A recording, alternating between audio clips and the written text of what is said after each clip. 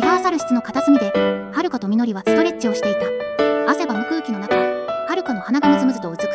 アクション。突然のくしゃみが響き、はるかの体がビクンと震えた。細い指で鼻を押さえ、照れくさそうに笑うはるか。ごめん、みのり。花粉かな。みのりは目を見開き、はるかの顔に近づく。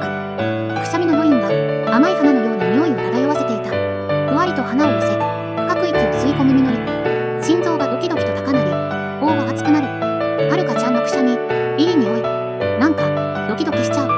はるかは驚いて固まる。みのり、変なの、そんなに蚊がないでよ。